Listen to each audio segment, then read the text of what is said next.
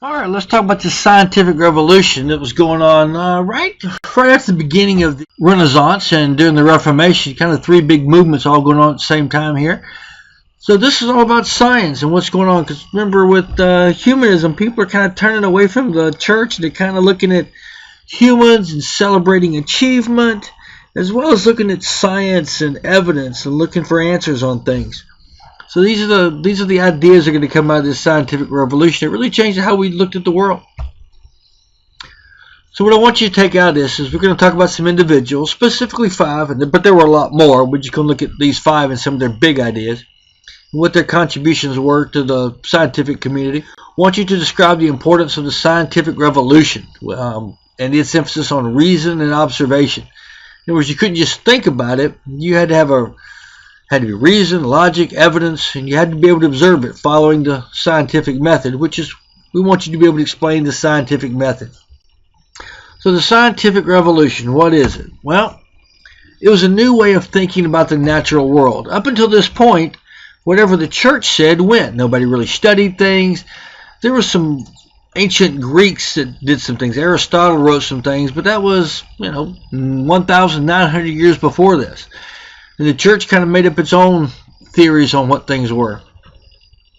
Aristotle said that the earth was the center of the universe. The church accepted it, and everybody was happy and moved on. But now, with humanism, people are starting to look at things differently. Why are things the way they are?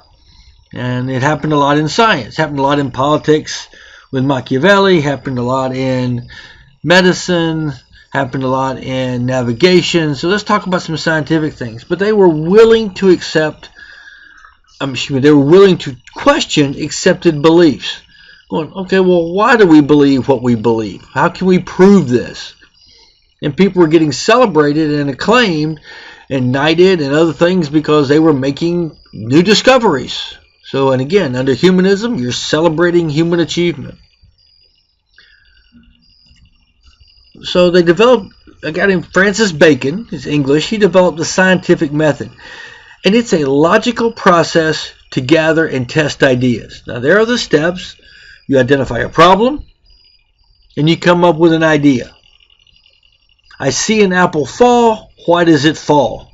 It falls because there is some force that is causing it to fall down and not go up. That's my hypothesis. I analyze it, I run tests, I interpret the data, I make measurements. What does the data mean by observation and reason? And then I make a conclusion that either proves or disproves my hypothesis or my idea. And we use that today in science classes, in research, you name it. That's the same method we use from 500 years ago. But that's what Francis Bacon came up with, and people started using that as a logical process to gather and test ideas. Both of them, the scientific revolution and the scientific method, are grounded in reason and observation. You have to be able to see it, and it has to be observable, and it has to be repeatable, and it has to be logical, and there's reason behind it. So who are some of these people? Well, Nicholas Copernicus. He was Polish. He was an astronomer. He looked into the stars and tried to figure things out. He loved math. He came up with the heliocentric theory. Now, heliocentric, helio means sun, centric means center, so sun-centered. He looked at the stars and the planets and realized, hey, our planet revolves around the sun. Now the church didn't like this. The church liked the earth being the center because in the Bible God created the earth being the center of everything. That's why God created it. And he disproved Aristotle's geocentric, which means geo is earth, like geography, the study of the earth. Geocentric is centered earth or earth-centered. That Aristotle came up 1,900 years before Copernicus. So for almost 2,000 years, everybody in the world believed that the earth was, or at least in the Western world, believed that the earth was the center of the universe. Copernicus basically said, not so fast, guys. We are not the center of the universe. Church didn't like it. He was scared to publish his works, and he finally did. But that challenge, that broke all the rules. Now we're not the center of the universe. Galileo, years later, he discovered some laws of motion, such as objects accelerate at fixed and predictable rates. Why is that? Let's do some measurements. He used a telescope, like the one you see in the picture there, to study the heavens, the stars, the planets. But his ideas went against the church as well.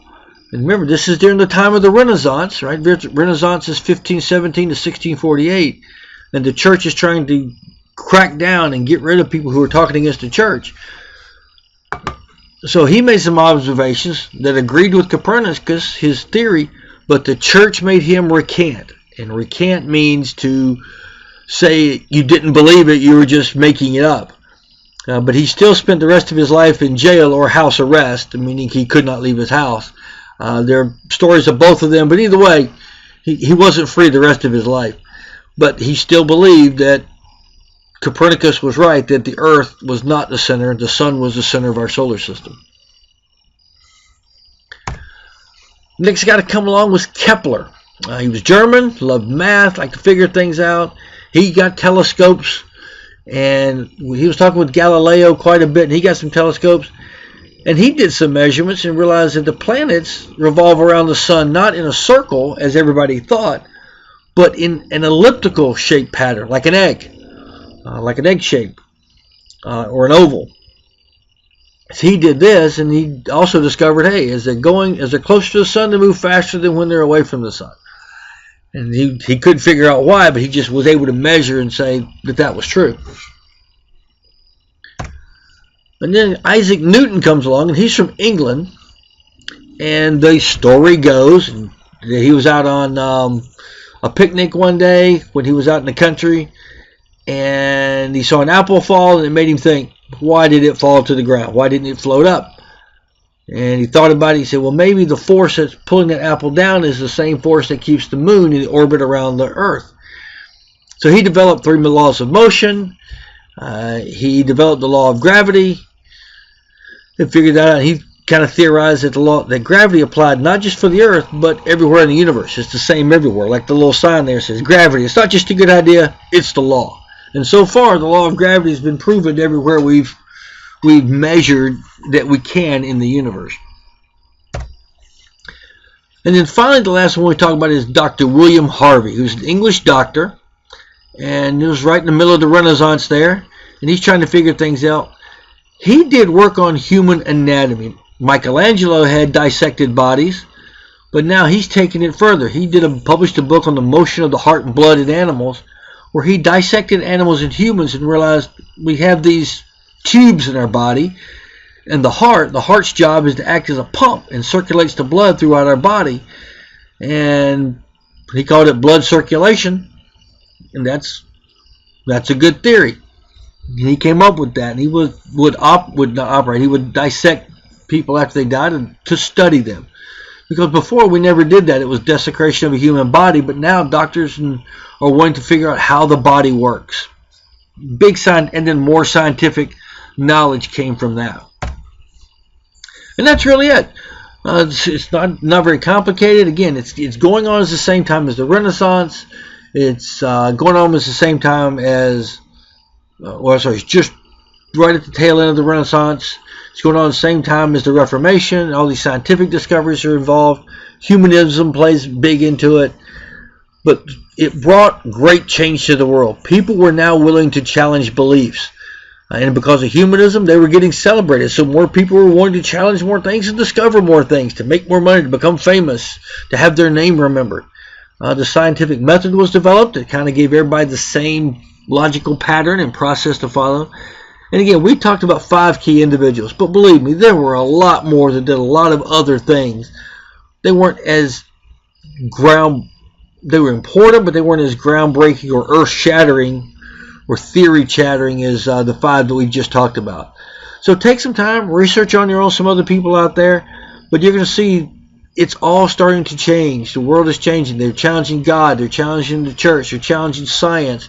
They're challenging each other to try and make more and more more and more discoveries.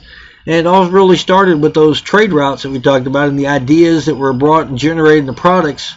People starting to question and people starting to do research. So I hope you enjoyed it. It's not that quick. We will see you in the classroom, and let us know if you have any questions.